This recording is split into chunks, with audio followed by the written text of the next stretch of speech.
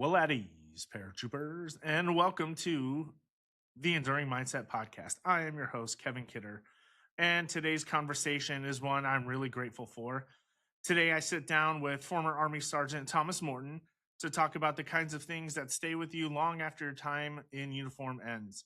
We get into the impact of service on who we become, how childhood and military experiences shape our resilience, and what it really looks like to transition into the civilian life. Thomas opens up about his own journey from soldier to teacher and why curiosity, purpose, and leadership matter just as much after the military as they did in it. We also address a hard but necessary topic, suicide in the military community, and how those losses change us both as units and individuals. This episode is about growth, ownership, and the kind of legacy we choose to leave behind. I think you'll walk away with something meaningful. Let's get to it. Dude, welcome to the podcast. Thank you so much for taking time out of your busy schedule to be here. It means the world to me that we can reconnect and that I get to hear and share your story. Thank you so much for having me. When you reached out and told me about it, I couldn't wait because of the material that you cover on here. It's such a great message, and I was flattered to be considered for a part. So hope I can help. Yeah, absolutely. You were such a big part of my life in Germany, which is where we met. And I remember meeting you, and I was like, this is a man, like a capital MAN man, like physically fit, good looking, but you were really, really like offensively smart. Like, And it wasn't intentional. It was I'm glad the rest of it appeared that way because the smart thing was the one thing that I couldn't keep under wraps. The rest of it was an act. I was just trying to live up to. That's the crazy thing about the military is you're like, 10 something, that's it, like, just not even a whole generation, but in the Army, if a guy is 5 years older than you, they're like your dad. So I was just trying to, like, be a man. I was just trying so hard to act like a man for all these other, like, seemingly professional guys around who were, like, 2 years older than me.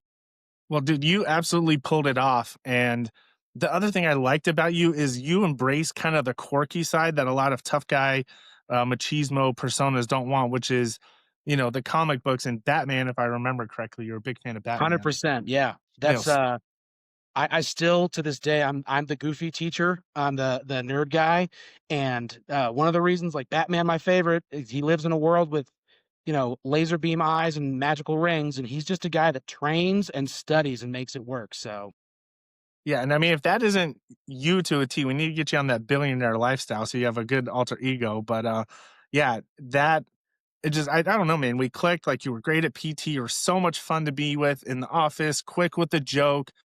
Extremely professional. Just someone like what a glue guy. Like I want this guy around me all the time. I'm And glad that it came off that way because I remember moving into that was my first office gig. Like I'd been a soldier before that. I was in the 82nd and a paratrooper and everything. I got over there and like you said, it showed. So they were like, "Oh, we need you in the training." Everybody knew what was going on, and you were so chill about everything. Everybody else was like, "Oh my god, we gotta get these numbers and everything," and you were like, "Hey, it's all right. Like, we're here. We're great. We're awesome. We're a team." Having somebody in the mix like that, that's like, guys, we're a team. We're great. It makes everybody can do their best because we got somebody like you around. thank you. Um, the story I want to share. Suicide has been a big part of my life. It's an unfortunate epidemic across the formations, both in and out of uniform. And I think it was my going away from Germany, and you had spearheaded raising money and donating to a suicide organization under my name, and that meant the world to me, and just to know It me as a was human being. So thank you.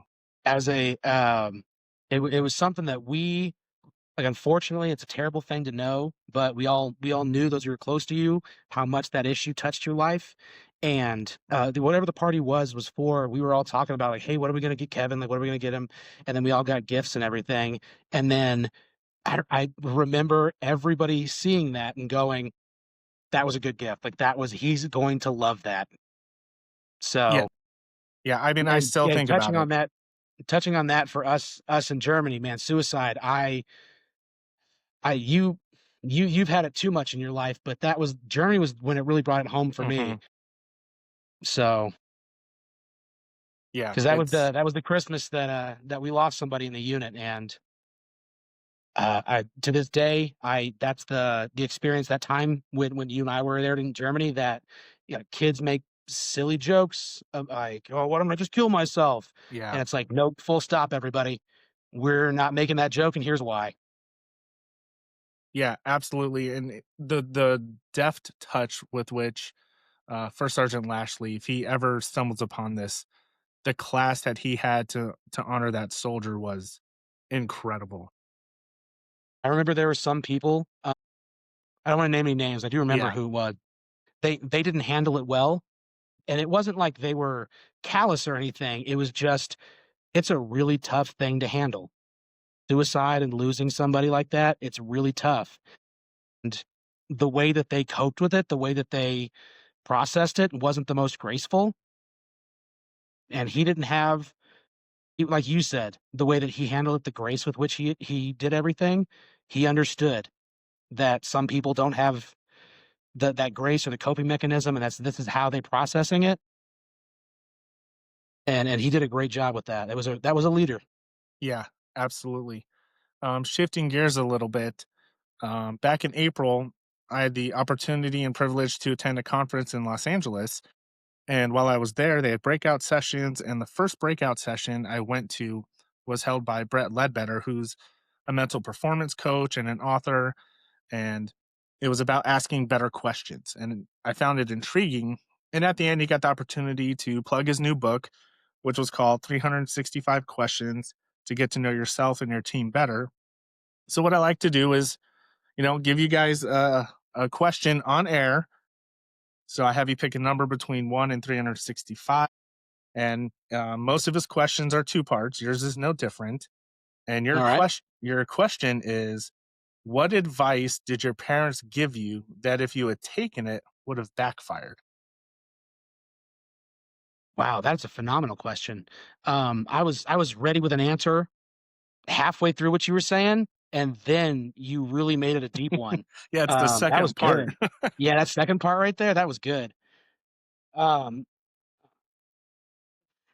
let's see. So advice that you know what, it kinda goes in, a little bit with the advice that they gave me that is the most profound.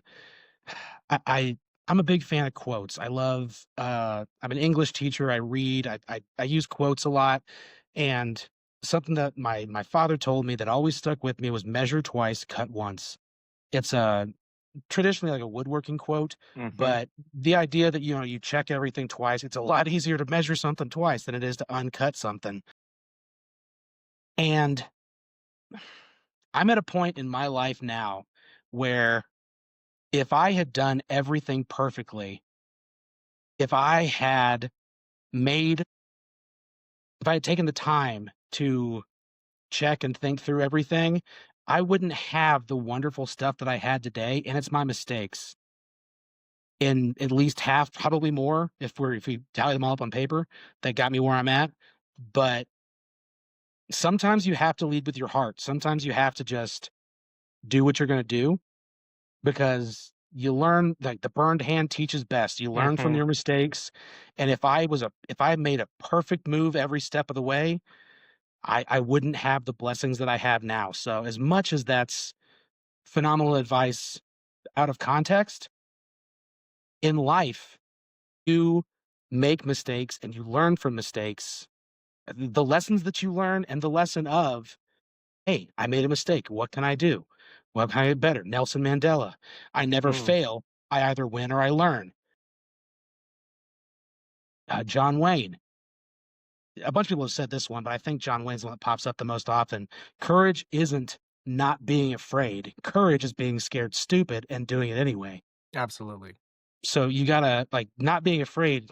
It isn't what courage is. And that's how you make mistakes. You do things that are risky. You do things that are exciting, and they either go great and you have a phenomenal story about it, or they don't, and you have a phenomenal story about to tell the legacy, the next generation.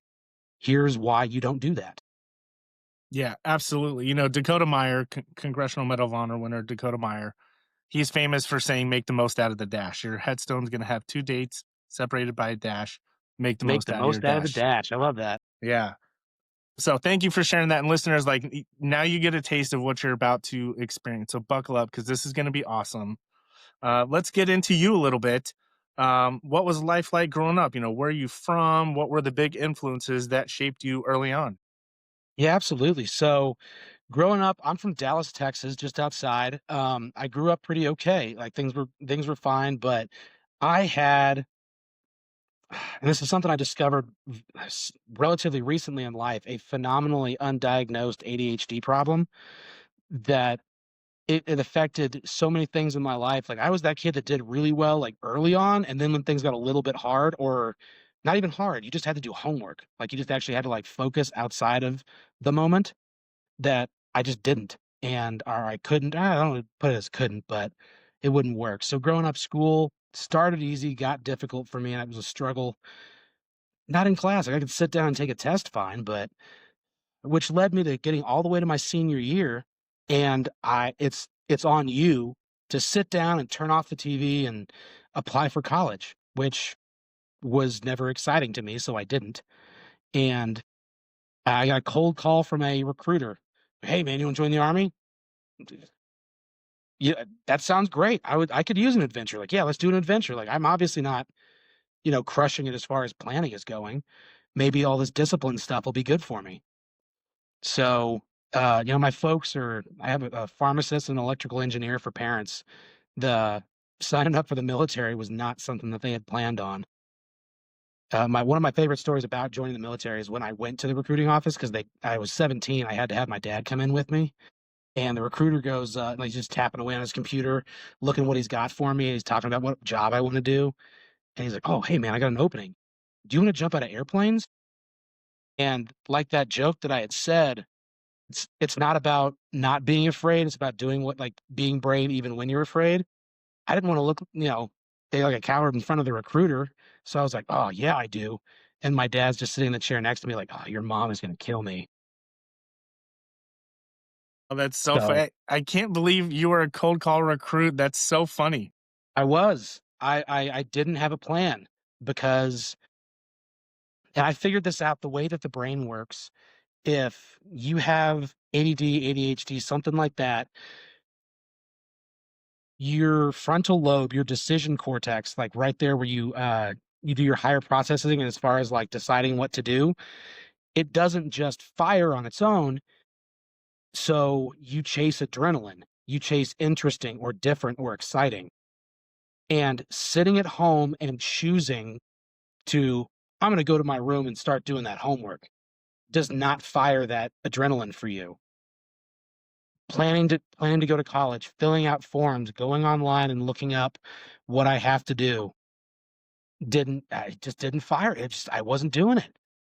I was doing whatever was interesting at the time, whatever popped up. I'd go hang out with friends or go camping or do something else.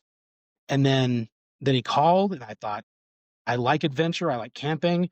I mean, I'm an Eagle Scout. I'm a Boy Scout growing Hmm. up, so it was like, "Hey, man, this is just like the Boy Scouts on steroids. I'll do great." And that's true. I don't know if anybody listening to this later is shaking your head, but I can promise you it's true.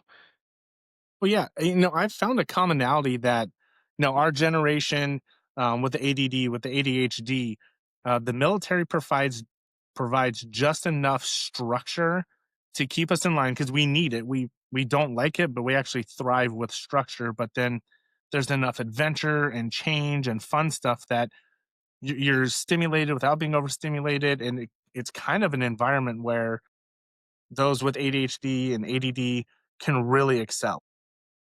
It is, and that was the thing is I didn't even realize this going through the military. That's what I loved about it.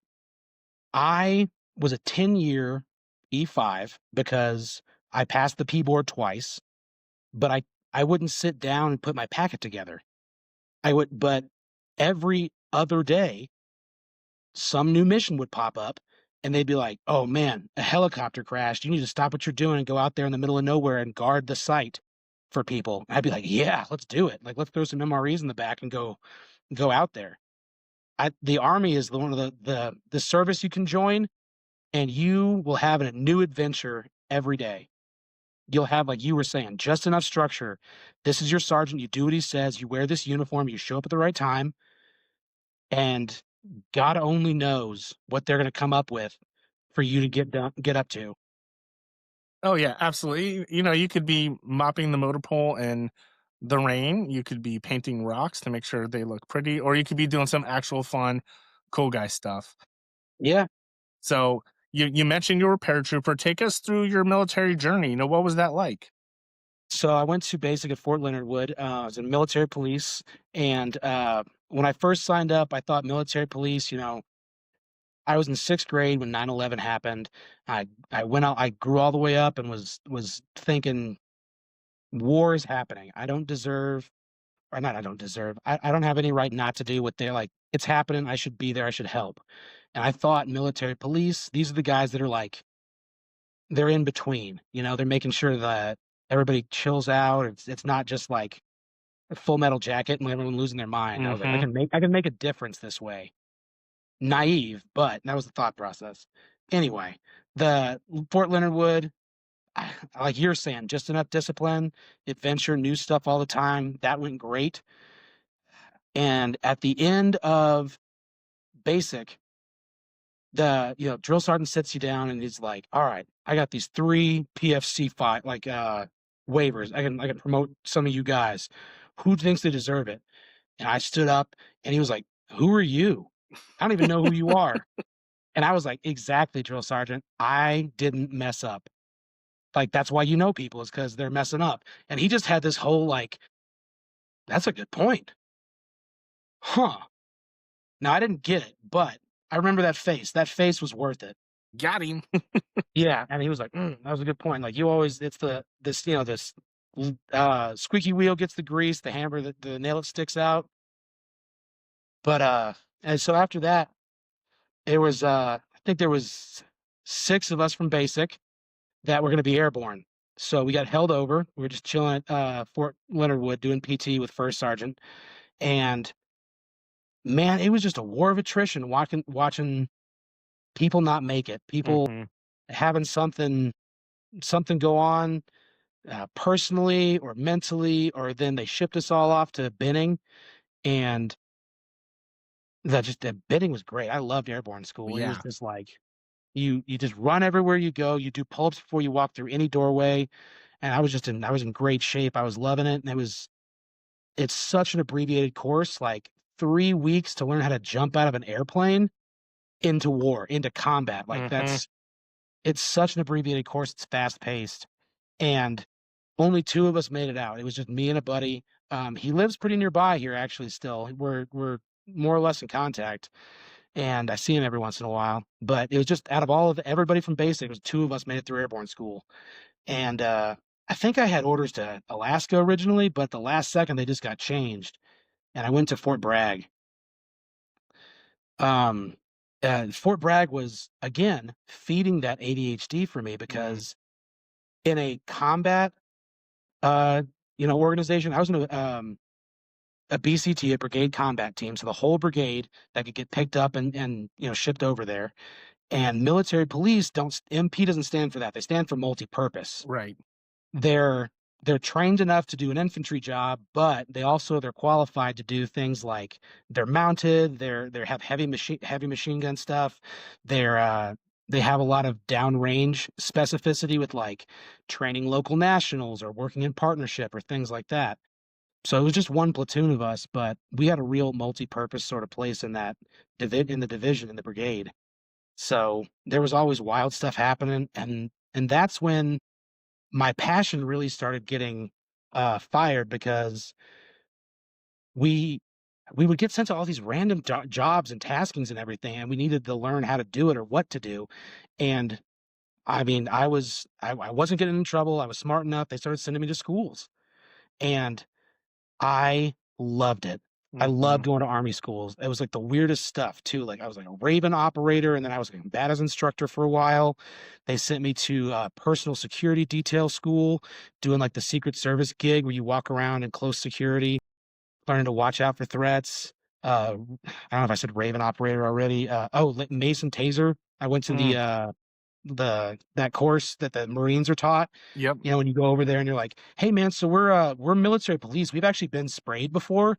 You don't need to mace me again." And they're like, "No, man, we're Marines. We're macing you again. It's part of the Right. course." Awesome, thanks. Okay, cool. Um, but I just picking up all these train the trainer things, all these random. I went to bus driver school in Germany just because. And Jesus, talk about a country that was not built for buses.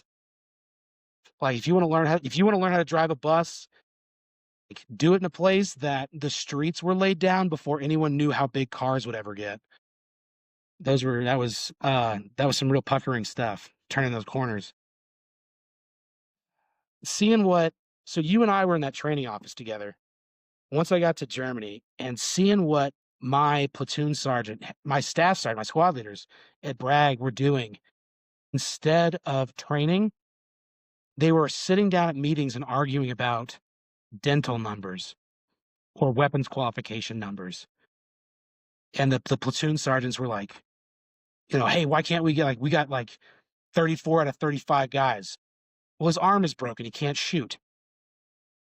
Okay, but what can we do to get 35 out of 35? And it's like, man, we could be out in the field right now.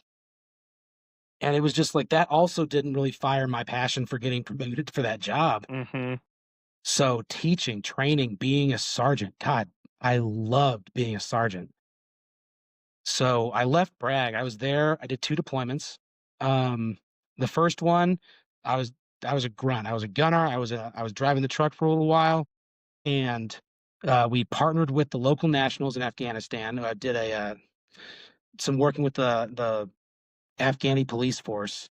Then came back, and that is when I discovered that military police was not for me because they stuck me in a squad car.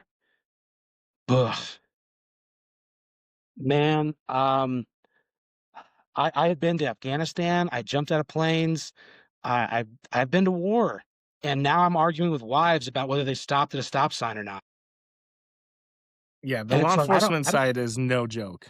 the law enforcement side, and there are people out there that we need them. They have a passion and a skill for it, and they're good at it.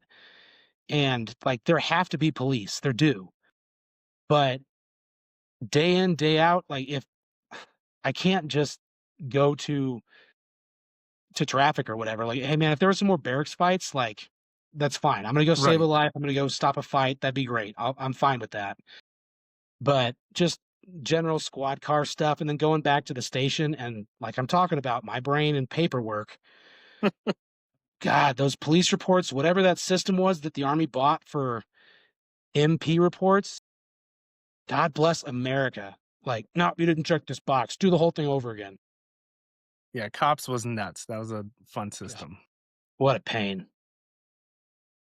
So, did some law enforcement, did my second deployment as personal security for the brigade commander and sergeant major. That was um that was another like eye-opening sort of like different experience. Like we ran around, we still got some fire just because you're out there and it happens. But it was definitely a lot more like meetings and traveling and doing stuff and looking good because of Hmm. who you're with or the example you set. One of my memories, like the story that I tell from that deployment, is the brigade sergeant major.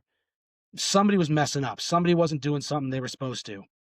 So we tore our ass across Afghanistan to get to this middle of nowhere fob, and there's a battalion sergeant major there that he was going to go chew out. And he jumps out of the truck, and the battalion sergeant major jumps out of the tent, and they run at each other. And I remember I had my Joe at the time, and I was like, "Nope, we got to go, man. Like we can't be here." And he's like, "What?" And I was like, "There's 2 sergeant majors screaming at each other. It's like a tornado, man. If you can see it, you are danger close. Yeah. Like we're not gonna get sucked into this. If you can see it, you are danger close. So we're somewhere else." But Oh, it's that's it's all so an funny. It's like adventure. watching 2 T-Rexes fight. Yes, and it's like it's kind of like awe-inspiring, like, "Whoa, this is crazy," but it's not like through a movie screen, like, you're right next to it, and you don't wanna get sucked into it, so Nope. yeah. Nah, man, we're too close, we gotta get out of here. But I learned a lot, and that was like my first. I had a sergeant at the time who taught me so much. That was every sergeant taught me. I use this all the time, is that like every sergeant teaches. It's why I love being a teacher. Yeah. That whether you're doing what you're supposed to or not, they're learning. They learn what not to do, they learn the wrong thing, they learn what's right. But that pressure of being a leader all the time, being a sergeant, that's nothing in the civilian world is the same. A sergeant, you are like this kid's parents and priest and professional leader in a way that you're more responsible for them. Like, if someone that you trained in the civilian world is messing up, then that's on them. In the military, that's on you because you didn't teach them. And that that responsibility really left an impact on me because it made me grow. I needed to fill that role. I needed to fill those shoes. And as much as it was pressure and anxiety inducing and whatever else, it was this this role, this symbol that you had to be. And it was like, well, then I gotta be it. So I became better because I had to. It's what my soldiers deserve to see. I love that. On the Thanksgiving episode, I interview my last command sergeant major, and we talk about leadership. And I ask him a specific question about being an NCO, and he recites part of the creed. And he says, "All soldiers are entitled to outstanding leadership. I will provide that leadership." And that just what you said just triggered that. And I can tell how proud you are of having been a sergeant. You're a damn good sergeant, by the way. Um, what are some lessons or moments from your time in uniform that stand out the most? So I have I have an ongoing fear. I have an anxiety to this day in my life. My worst PTSD is about wearing the wrong uniform and showing up late. Civilians don't get it in the job line, but I'm like, yeah, but what am I supposed to be wearing when I'm like, guys, we gotta get back, like we gotta go. Hitting that time, it sticks with you and it makes an impression. All those things that you pick up, people know, people understand about you, people Hmm. appreciate that. So, like I was talking about mistakes and stuff before, like even the stuff that's a stressor or wasn't your best memory, it taught you something. On my first deployment, um, I was uh, I was the lead truck driver, and then if we ever had to breach a building, I was going to be the breach man. They issued me the shotgun, so I had the Mossberg, and they counted as a sidearm. So as long as my other stuff was secure, I could carry that around instead. And sometimes I would. And man, I was 19. Just gotten in, and I got deployed pretty quick.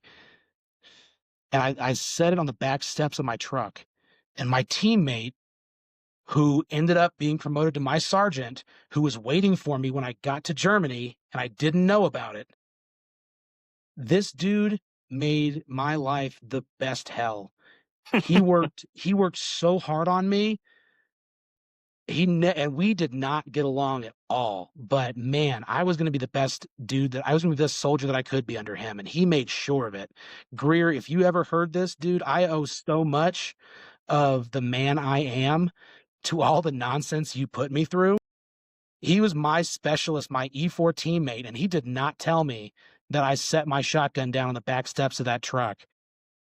He secured it for me, and then he let me sweat. He let me lose my mind that some Afghan worker on base picked that thing up and walked off with it. Hmm. Oh my God, I was dying.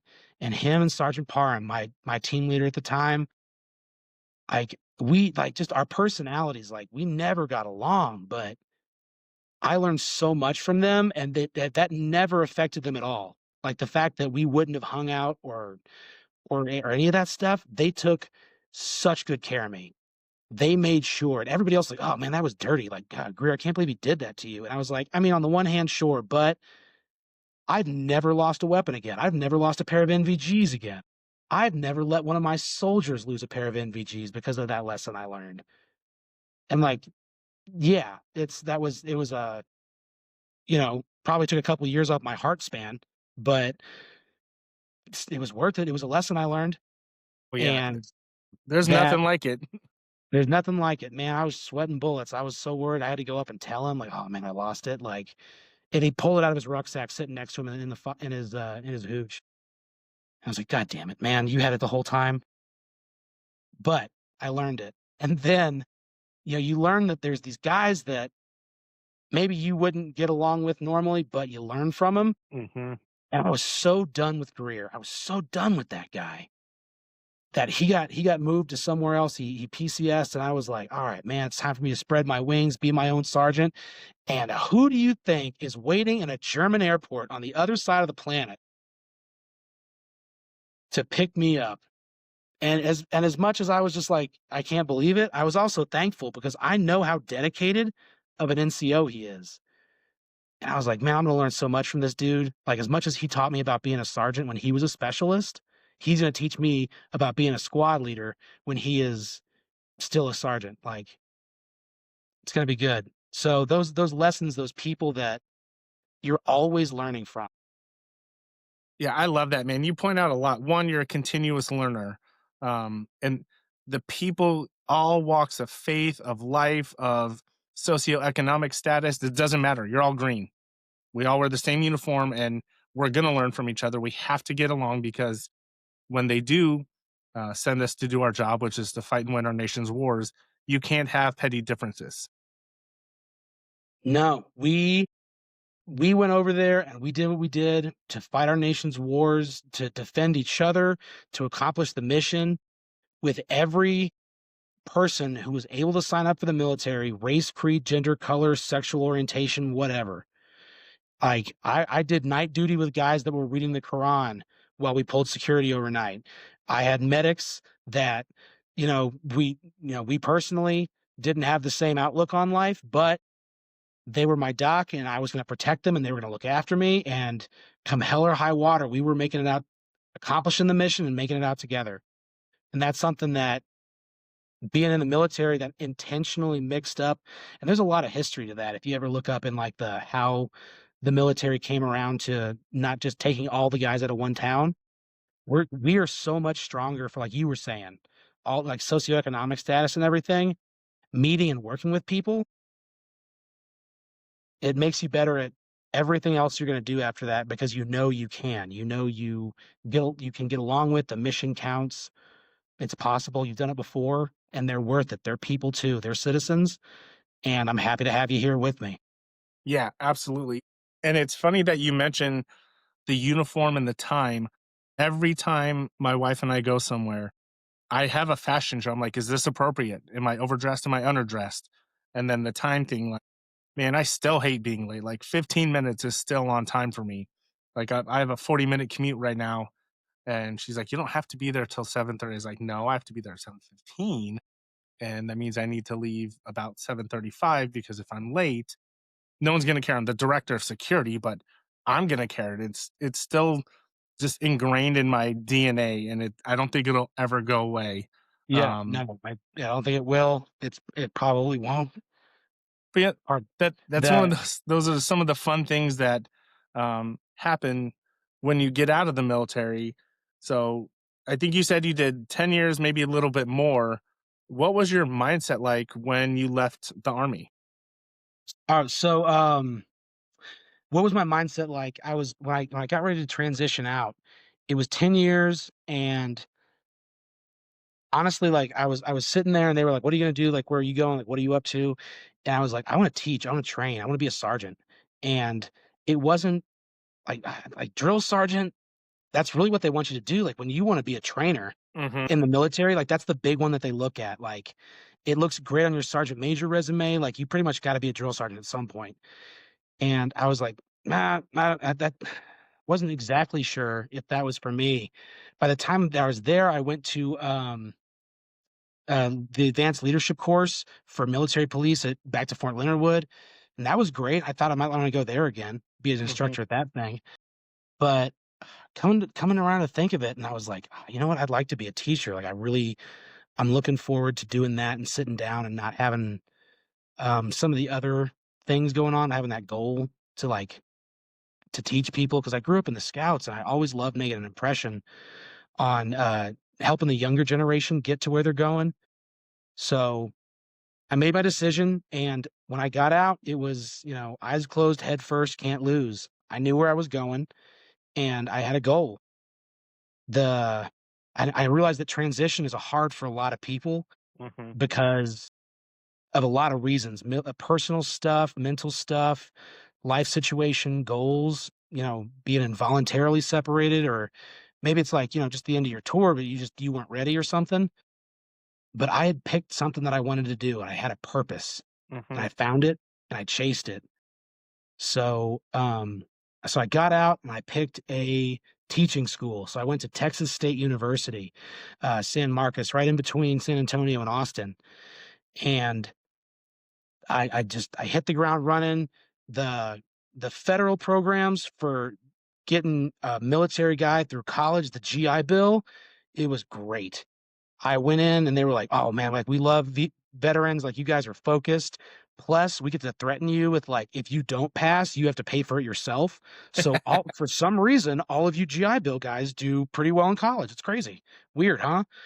And they were like, "Yeah, so you don't just get in though. You don't just get accepted. So here, give us your like high school transcripts." And they're like, "Oh no, that won't work at all."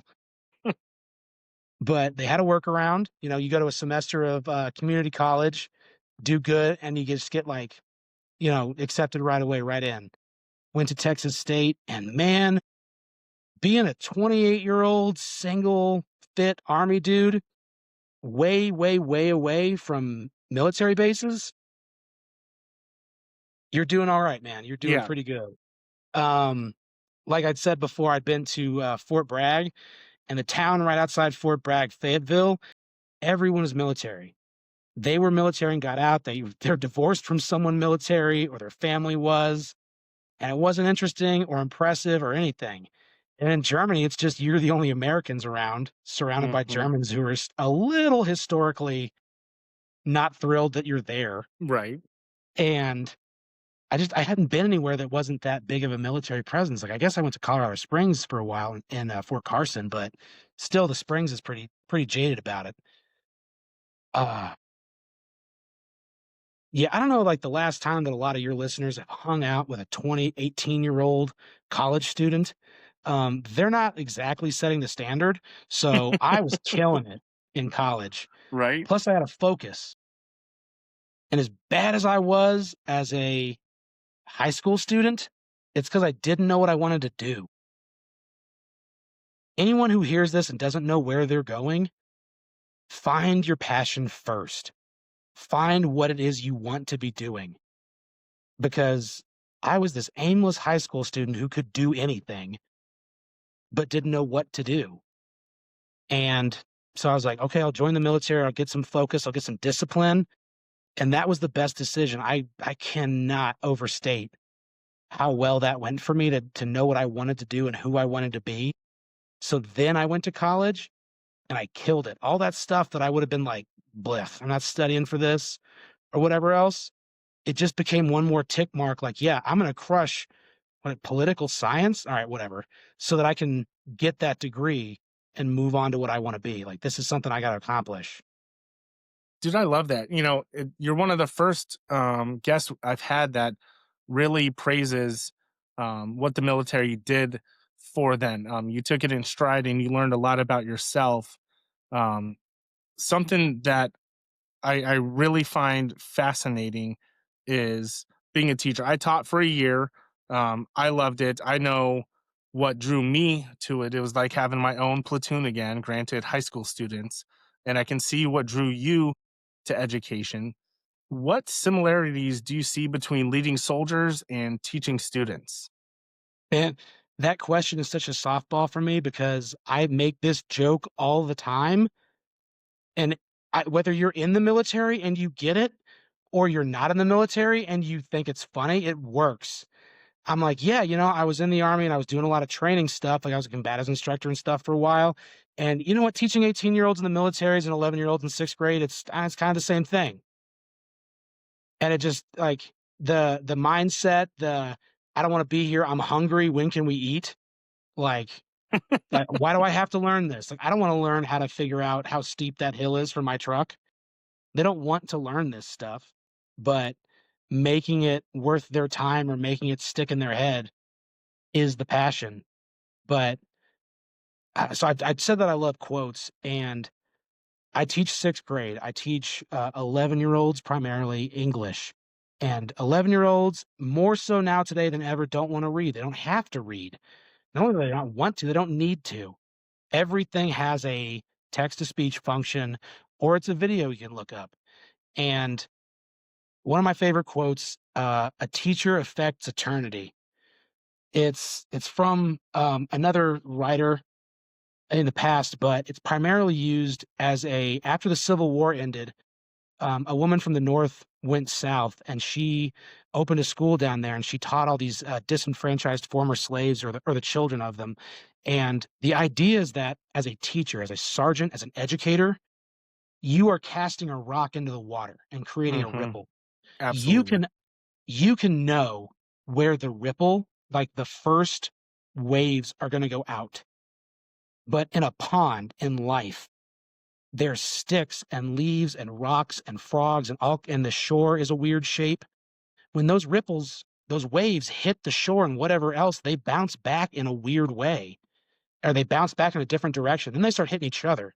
Hmm. The impact that you have on someone's life, the things that you teach them, the example you set, you have no idea how far reaching the consequences of what you instruct these people is going to be.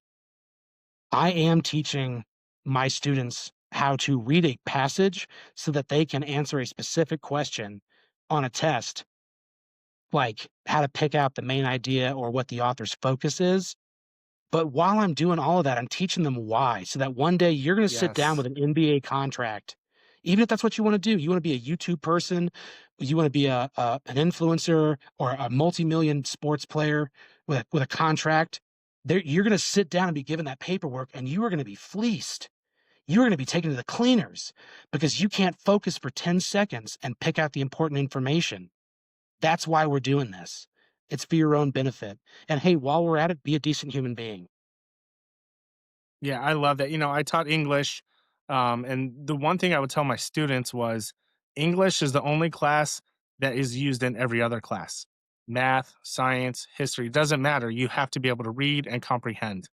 And I love that and the way you explained it, the wave theory, um, and as always, very impressive. So this season of the podcast is called The Invisible Veteran, which is the title of my book. And the subtitle for my book is Reclaiming Purpose, Identity, and Connection After Service. It seems like you really nailed purpose and connection. Since getting out, you've been through some pretty big life changes, divorce, remarriage, fatherhood. How have those experiences shaped your perspective on resilience and priorities? So everything that I ever thought was a priority immediately paled in comparison to the next thing that became a priority for me because of all those things that you just listed that I thought making somebody else happy, being what I wanted to being what they wanted me to be was it. And then that fell apart and I learned who I was as a person. I grew as a person and I found the right person, someone who grows you, someone who feeds back, someone who communicates properly and holds you to that same standard, holds you accountable to it. And I got to be better with her. And then we had our kids. And that resilience thing, I can't speak to it as much as everybody else can. You and I were both together when we lost that person in Germany, and that forever changed my outlook on suicide and resilience and everything. But I've never been a person personally who considered it. It hasn't it's I don't suffer from that. It's a natural thing that some people have, and it shouldn't be avoided, talked about, and it shouldn't be something that you ever feel ashamed of to bring up because I may not be the person who feels it, but I am absolutely the person who got left behind and I lost them. And that resilience, that idea that this affecting other people. I taught that soldier for 2 measly weeks. One of the things that I like to do, I got a weird teaching job. I taught new people moving to Germany how to be military police and do law enforcement in a Hmm. foreign country. You can't do this. You can't be driving around German soil and pull people over. You can't, they're not like we have a SOFA agreement, status of forces. So here's what it is. And I taught that soldier for 2 weeks, and then that happened right by Christmas. Yeah. And logically, I know I wasn't my it wasn't something I could have fixed or changed or noticed, but I'm never not going to wonder. Hmm. I'm never not going to think, should I have seen it? And every person in their life, every person that knew you is going to think that, is going to think, man, what could I have done? I wish they were here. Remember those good times? The same thing with that teacher. You don't know the impact that you have. You don't know the impact that your loss is going to have. And but besides the suicide thing, resilience and keeping on and being an example. I, so I'm the nerd teacher. I watch anime and I read the comic books, and when the kids show up knowing whatever their weird thing is, they can talk about it because I'll have probably read it or know about it or something. And one of the stupid things, the trends, the tropes that's happening right now is something called isekai, where you go back and restart your life again. And it's that thought you have, man, if I could go back to when I was 10 with all my knowledge now, what could I do better? Like, how could I fix it? But I have kids. Hmm. Now I have my children.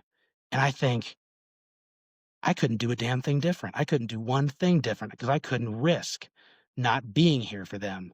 Exactly. I couldn't risk not being in the exact right place that I needed to meet their mothers so that I could have them. No matter what sort of like Groundhog's Day time machine magic situation that lets you go back and make all the money in the world and avoid the heartbreak, I might change the past. I might butterfly effect that thing Right. and not have what I have now. So whether it's taking myself out of the picture or not being the best version of myself that I have to be for them, like just having a bad day, I have to keep being dad. I have to because they deserve it.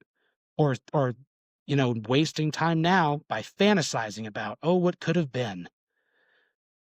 I've got them and they're my priority more than anything else, which that's another reason I said find your passion. Find that thing that you care about. Don't God, please, Jesus, don't go to college and get $50,000 in debt with a useless English degree. Like, go to a trade school, weld, Hmm. join the Coast Guard. You can do 2 years in the Coast Guard in Texas because there's also the state-funded Yellow Ribbon Yep. program that they have that gives you another 4 years of free tuition. You can do 2 years. I mean, I'm not going to offend the Coast Guard by saying chilling on a boat, but 2 years in the Coast Guard or the Navy or whatever, and get 8 years of free college. Go Right. find your purpose. Find what it is you care about. And all that other stuff that like, I don't want to be here, or it's life is hard, or what do I do? None of it matters. Yeah, I love how you're encouraging people to learn because you've always struck me as someone who keeps on learning. And my favorite TV show is Ted Lasso, and one of the most famous episodes is the bar scene where he's playing darts and he's telling a story, and he says, "Be curious, Not not judgment." judgmental. What drives your curiosity? So all that stuff about being the best, and I've had so many more examples of it, but like being that young sergeant, I just got promoted. I went to Germany. I don't know if like you knew this at the time, but like I was fresh stripes. And those were my No clue. first troops. And I was like, oh man, I'm going to be the best sergeant I can be for these guys. And you have to keep learning. You have to know more and you have to be better. And like, because if you're not taking that opportunity, then like you're wasting your time or you're setting a bad example for them. And this concept, there's another one of those like silly anime shows the kids like that I watched, My Hero Academia. It's about a bunch of kids Mm, in school with superpowers. yep. And the Superman allegory in that show is called All Might. His catchphrase is "I am here." And what's interesting about his catchphrase is that he's known as the symbol of peace. And in the original Japanese, the way that the words, you can say I am here in two different ways. Watashi wa kita, which means I am located at this place, like on a map when the little red dot says you are here. But he says a different thing, Watashi ga kita, which it translates I am here the same way, but it means you don't have to be afraid anymore because I have arrived. You don't have to be scared because I'm present. And that idea, that symbol of hope, is who I have to be for my students. So I want to know everything that I can. I want to know the name of the canal that was, dug through Central America and what president did it. Because who knows? It could help. It could make a difference. It could inspire somebody else's curiosity. And yeah, like you were saying, that Ted Lasso scene, be curious. How many situations could you get yourself out of if you had just asked a question about, hey, who am I Yeah. talking to before I start throwing fists with this guy? Yeah. No, that's so spot on. And I mean, it's comfort food for my soul. When I was going through hard times, I watch it. I've watched it 11 times. Like, I'm not even ashamed. It's I can put on any episode and be happy. And it's, we'll watch some other stuff. Um, but like Caitlin's gone this week. I'll catch up with her in Michigan on Wednesday, but I will definitely watch Ted Lasso this week. When you when you look at, your personal, your professional, and your fatherhood, um, lifestyles intertwining, what is your philosophy on growth in those areas? Stop learning, start dying. Like that. I mean, you're it's hard to put a pin in it because I'm still learning. Hmm. I mentioned earlier that I had that undiagnosed ADHD thing, and then I finally got pushed to examine my mental health, and I talked to somebody about it, and it was just an hour of me telling stories about the things that I had done and him going, "Yeah, idiot, that means that you have this condition." And like at first he was like, "Oh, yeah, that's a great example of that." And by the end, it was a lifetime's worth of evidence that, this is what's happening. And whether it's like your inability to communicate properly with those you love because you're emotionally responding to things and you don't understand that you're responsible for the message that you send out and then they have to decode it. And now the whole intent of I'm hurt and I didn't actually mean that thing. So I learned to communicate better. I learned to be a better husband so that I can be a better father, so I can have more patience. Hmm. It's growth is such a multifaceted thing. Your Yes. mental health, your personal health, learning how, I mean, diet. When I was 20 in the army, I could eat whatever I wanted to. They'd make you run 5 miles anyway, so I was in good shape. And now learning how, what protein or having the right complex carbs or something affects my mood by the end of the day. Hmm. I have a responsibility to keep up with that stuff because look, I can't come home and be a dickhead to my kids. I don't have that option. Right. I have to eat. I have to snack. That way, I have the patience and the energy so that when they grow up, your kids are going to hear the parent's voice in their head, Yep. like, "Can I do this? What am I worth?" And they have to have a good voice from me. So if it means that I have to pay attention to like, when's the last time I had protein? You got to grow. You got to learn. You got to be better, and you got to take responsibility for that stuff. You can't just say it's somebody else's problem because it happens. I mean, even if it's not your fault, maybe it isn't, but you're there and you're not fixing it. So grow, get better, make the world a better place. I love that. And you obviously have such adoration and love for your children. When you think further on in life, what do you think about legacy? What does it mean to you? What do you want it to sound like? What do you want your legacy to be? So I was taking a look at your podcast. You had an episode earlier talking about don't wait till the eulogy um, to be to get the stuff done. Don't be remembered after. Like do it now. And Honestly, if I wasn't remembered, but I knew in my time that I taught and made a difference, that teacher affects eternity thing with the ripples, and I knew that I took all those little rocket ships and I pointed them in the right direction, and they had more fulfilled lives, they lived easier, less traumatized lives, the world was a better place because of my actions. Whether or not my name comes up, I'm gold. I love that. Dude, we were batting 1,000. Nobody has talked about their awards, their job titles, how much money they made. Every single person that has been on the podcast has talked about leaving a positive impact. And I love Yeah, it. that was never the,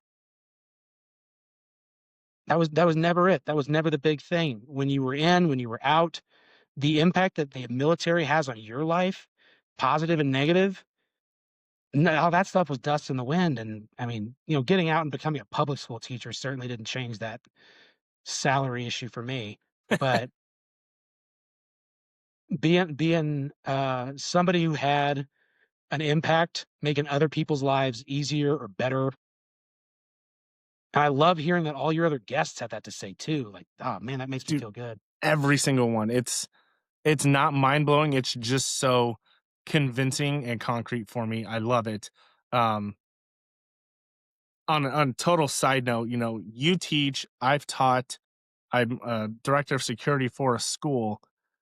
The you make the joke about the salary issue, but man, teachers are wildly underpaid.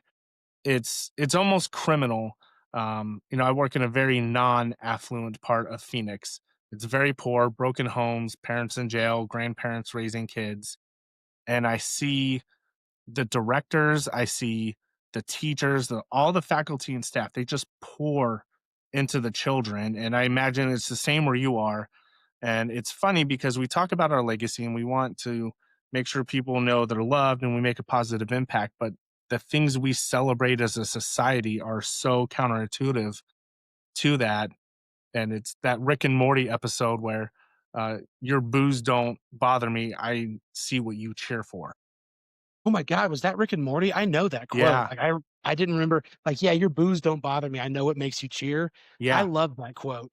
Right. And there's a huge historical, you know, um, capitalistic discussion to be had about that because we've invented cars and tanks and airplanes and all this amazing stuff because we built society as a, you know, j-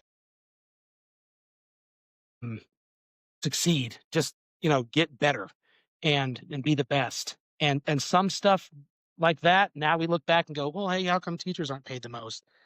And it's because we had that kind of Henry Ford background where Hmm. that was what was rewarded. And it's a bittersweet thing. It's pluses and minuses. But as much as I'd love to see teachers rewarded more, historically, that's why we accomplished as much as we did, is because we set things up the way that they were set up. Yeah. 100%. I mean, and we could go on a tangent about Well, that. absolutely. And Um, it's more like my point more is don't get focused on like that specific tangent and bemoaning something. There's reasons for it, learn about it and make it better in the future. You can't change it. You can't go back in the past. Vote. Take community action.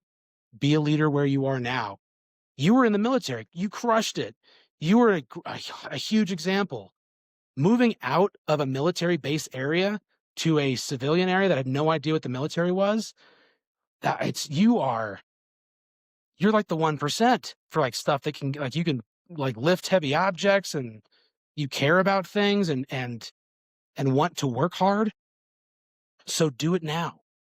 Do it like follow it up. You have so much within your ability to control being a veteran that you lose sight of it being around the other army guys when you're in. You have no perspective, Yeah, but you are you literally just described the last chapter of the book where I describe being in the military is essentially superpower because of everything you just mentioned. But the problem is we self compare. I wasn't an operator. I didn't deploy, or I didn't Well, deploy yeah, to a but it's like combat being in the zone. Justice League.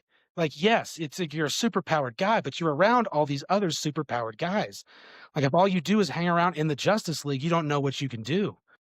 Don't take separation as a, getting kicked out. It's this new chapter, new opportunity thing. Like you're saying, that self-comparing thing. Yeah, Don't do it's that. tough. Yeah, and you are a role model for society, so stop sitting on the bench and get in the game. Like that's a message I really want to drive home, and I hate that the conversation is coming to an end because I've loved talking to you. It's been so good to reconnect.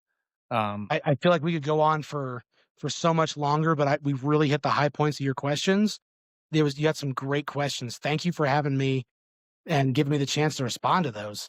yeah, thank you for coming on, and well, I'll definitely have you on, man, because there's a lot we can touch on. But I do want to ask one final question, and if you could give one piece of advice to a young soldier, a veteran, or a student trying to figure out life, what would that be? So I mentioned the communication process a minute ago. If whenever you go to like a communication class or whatever that is, you'll see this model where it's two people talking and you have this thought in your head and then you encode it, you put it together the way you want to say it, and then you put it out, and then there's all this noise. There's, am I hungry? Like the radio that's playing in the background. What do I think of this person? So many of your decisions are noise. There's so much in the military and context. What's the best? What is so and so going to think of me? Turn off the noise. Like look with your heart. What do you want to do? What are you going to succeed at? Like, yeah, I had sergeants that would have wanted to see me sit in, be a sergeant major, but I would have hated it. So, what do you know you'll be good at? Stop letting other things hurt you or put you down or make you think that you can't do it because you got to do this. Find your passion, choose with your heart, and everything else will fall into place. Yeah, absolutely. I love that. Dude, Mr. Morton, thank you so much for coming on the show, taking time out of your busy schedule of educating the future of America from your family. You provided just a watershed of information and insight to you as a human being and how to kind of a map on how to live life on your own terms. And I truly appreciate it. Well, thank you so much. It's been such a roller coaster because I mean all the veterans know when you get out, it's just like going a million miles an hour. Having a chance to reflect like this is actually it's very healing for me as well. So thank you for having me on. Whatever else that I can help shed some light on, I'd be happy to do that too. And for all of anybody else, whenever people hear this, knowing that you heard it and it made just a little bit of difference made it all worth it. So thanks again. The hour, the time, all of it was worth it. Absolutely. Thank you, man. I love you, man. I love you too, brother. Have a good day. Man, what a great episode. Morton, dude, I'm so thankful for you coming on. You're so sharp, thoughtful. You've got a story that carries real weight, guys. I mean, you can hear how much he cares about people and doing things the right way. He's an intelligent man with a passion for making a difference, and I'm grateful he chose to share a piece of his journey with us. I love what I do. Before we close out today's episode, I want to connect something from my conversation with Morton to something that happened over the weekend. If you caught it, he mentioned twice the soldier we lost to suicide while we were in Germany. That moment hit our unit hard. It changed us collectively, and it changed each of us individually on a personal level. Those kind of losses don't fade, they stay with you. And now, over the weekend, a former Marine, 33-year-old Enrique Ramos Jr., took his own life in the parking lot of the San Antonio VA alone in a place that's supposed to serve him. We cannot keep pretending that these are isolated moments. They're not. They're warnings. They're symptoms of a transition process and a veteran care system that is failing far too many, far too often. There's a scene in the movie A Bug's Life where the bad guy Grasshopper, whose name is Hopper, tells the grasshoppers that the ants, which they hold in indentured in servitude, where they're basically work for them, that the ants outnumber them 100 to 1. And if the ants ever realize their strength, everything changes. Guys, that's where we are. Veterans, families, friends, leaders, communities, we outnumber the system. And if we ever decide to speak up together, if we ever decide to apply pressure at the same time, change becomes unavoidable. So I'm asking you to act. Reach out to your elected officials, city, state, federal. Tell them the transition process isn't working. Tell them the VA needs meaningful reform. Tell them we shouldn't be losing people in VA parking lots. It's easy to ignore one voice. It's impossible to ignore thousands. And again, before we close, if you're struggling or you know someone is struggling, listen, you are not alone. You don't have to handle it alone. Call 988. Call 911. Ask for help. It's far easier to explain getting arrested and spending the night in jail so you didn't hurt yourself than it is leaving the wake of devastation that comes with you taking your own life. Reach out to a friend, a teammate, a family member. There's always someone willing to pick up the phone. Find people that are fountains, not drains. Your life matters. The world is better with you in it. Thank you for listening to the Enduring Mindset podcast. If this resonated, please give us a like, share, follow on Facebook, Instagram, X, Threads, YouTube. Check out the website, www.enduringmindsetenterprise.com. For the social media, it's at enduring_mindset_enterprise. Thanks for being here. Until next time, onward, forward, fall out.